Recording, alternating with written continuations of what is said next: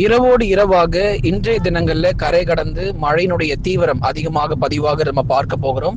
கடலோர மாவட்டங்கள்ல பலத்த மழை பொறுத்தவரை ஏற்கனவே கடந்த 48 மணி நேரமாக தொடர்ந்து சென்னை, திருவள்ளூர், காஞ்சிபுரம், செங்கல்பட்டு மாவட்டத்துல தீவிரமான மழை பொழிவானது பதிவாகிட்டு இருக்கு.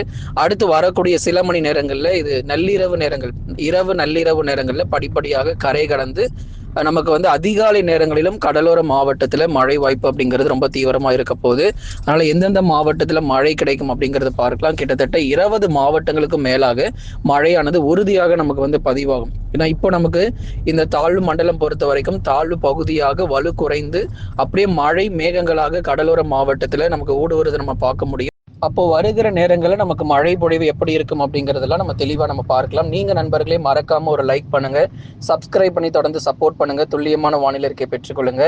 நம்ம ஸ்க்ரீன்ல பாத்தீங்கன்னா ப்ராடக்டோட இமேஜஸ் எல்லாமே நம்ம உங்களுக்கு கொடுத்துருப்போம். பெஸ்ட் ஆஃபர்ல செம்ம டிஸ்கவுண்ட் சேல்ல போயிட்டு இருக்கு. 50% 70% ஆஃப் டிஸ்கவுண்ட்ல உங்களுக்கு வீட்டுக்கு தேவையான பொருட்கள், அதே மாதிரி பள்ளி மாணவர்கள் மற்றும் கல்லூரி மாணவர்களுக்கு தேவையான எல்லா பொருட்களுமே விற்பனை செய்யப்பட்டு வருது. ரெஃப்ரிஜிரேட்டர், டிவி, வாஷிங் மிஷின் உள்ளிட்ட பல்வேறு பொருட்களுடைய விலை பொறுத்த வரைக்கும் 50% 70% வரைக்கும் குறைச்சு உங்களுக்கு டிஸ்கவுண்ட்ல நம்ம கொடுத்துட்டு இருக்கோம். நம்ம சேனல் மூலமா வாங்குறவங்களுக்கு மட்டும்தான் இந்த ஆஃபர், மற்றவங்களுக்கு கிடையாது நண்பர்களே. வங்கக்கடல் நிலை கொண்டுள்ள தாழ்வு மண்டலம் பொறுத்த வரைக்கும் தாழ்வு பகுதியாக மாறி இன்று இரவு நள்ளிரவு நேரங்களில் கரை கடப்பதற்கான வாய்ப்பு இருக்கு.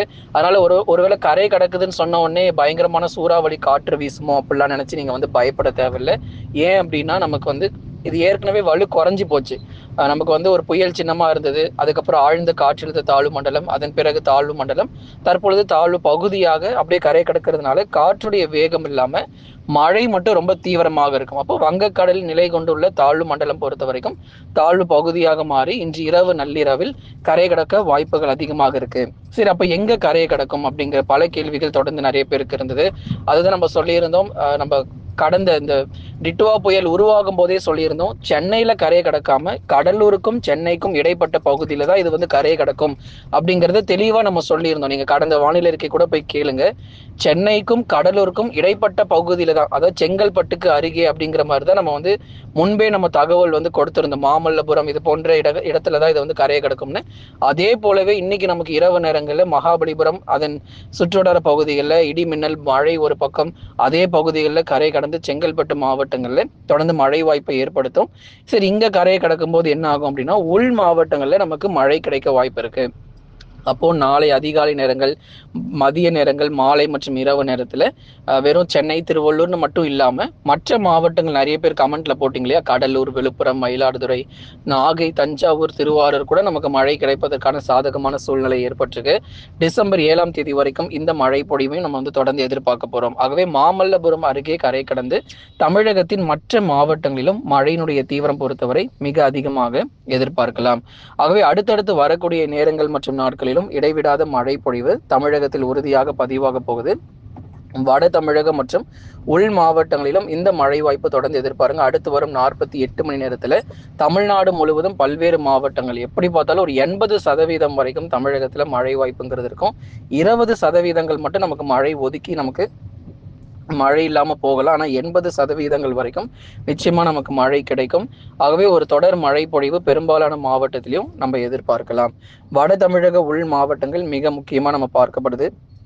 இன்னும் மழை தொடங்காத பகுதிகள் வேலூர், திருப்பத்தூர், ராணிப்பேட்டை, திருவண்ணாமலை, கிருஷ்ணகிரி, தருமபுரி, சேலம், நாமக்கல், கரூர், திருப்பூர், ஈரோட்ல இன்னும் மழையே எங்களுக்கு வரலங்க, இன்னும் எங்களுக்கு மழையே தொடங்கவே இல்லைங்கிற பகுதி கூட இன்னைக்கு நம்ம மழை வாய்ப்புகளை எதிர்பார்க்க முடியும். இரவு நள்ளிரவுக்கு அப்புறம் நமக்கு கரை கடக்கிறதுனால நாளைய தினங்கள் அதிகாலை காலை நேரங்கள்ல உள் மாவட்டத்திலையும் மழை பொழிவு அதிகரிக்க ஆரம்பிச்சிடும். சேலம், கரூர், நாமக்கல், திருப்பூர் மற்றும் ஈரோடு மாவட்டங்களிலும் பரவலாக தொடர்ந்து கனமழை பொறுத்தவரை தீவிரமடையும்.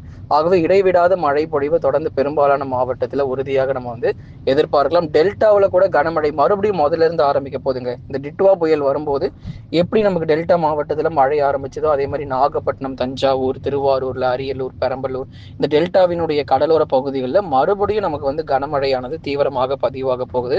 அதனால தொடர்ந்து லைக் பண்ணுங்க, சப்ஸ்கிரைப் பண்ணி சப்போர்ட் பண்ணுங்க.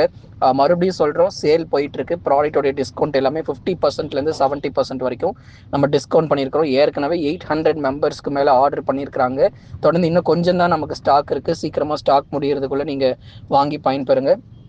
அடுத்தடுத்து வரக்கூடிய நேரங்கள் மற்றும் நாட்களிலும் பெரும்பாலான மாவட்டத்தில் கனமழை பொறுத்த வரைக்கும் தொடர்ந்து நமக்கு வந்து தீவிரமடைவதற்கான வாய்ப்புகள் நிச்சயமாக எதிர்பார்க்கலாம். அதே போல தென் மாவட்டங்களிலும் பல்வேறு பகுதிகளில் கனமழை பொறுத்தவரை தீவிரமாக வாய்ப்பு இருக்கு.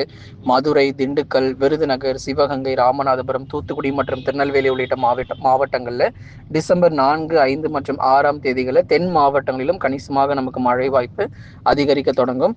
வட தமிழக உள் மாவட்டங்கள், கடலோர மாவட்டங்களும் டிசம்பர் 7ஆம் தேதி வரைக்கும் தொடர் மழை பொழிவு அப்படிங்கிறது பதிவாக தான் போகுது. மறுபடியும் பல்வேறு மாவட்டங்களில் கனமழையானது உறுதியாக கொட்டி தீர்க்கும். டிசம்பர் மாதத்துல மிகப்பெரிய ஒரு நிகழ்வுகள் வருமா அப்படிங்கிறத வரும் நாட்கள்ல சொல்றோம். ஆனா இது மட்டும் உறுதியாகி இருக்குங்க, அடுத்து வரப்போகிற நாட்களிலும் மழை மேகங்கள் உருவாகி தமிழ்நாட்டில் ஒரு மழையாக நமக்கு வந்து பதிவாகிட்டே இருக்க போது. வடகிழக்கு பருவமழை நிறைய மாவட்டங்களில் மழை பற்றாக்குறையாக இருக்குது. ஏதோ ஒரு சில மாவட்டத்தில் தான் கூடுதல் மழை பதிவாயிருக்கே தவிர மற்றபடி பெரும்பாலான மாவட்டங்கள் நீங்கள் எடுத்து பார்த்தீங்கன்னா மழை பற்றாக்குறையாக தான் இருக்குது. சரியான மழை பொழிவு இல்லாமல் இருக்குது. உள் மாவட்டங்கள் உங்களுக்கு தெரியும், கிருஷ்ணகிரிலாம் போன வருஷம் 50 சென்டிமீட்டர் 40 சென்டிமீட்டர் மழை பெய்த பகுதி இந்த வருஷம் பெரிதாக மழை இல்லாத ஒரு சூழ்நிலை.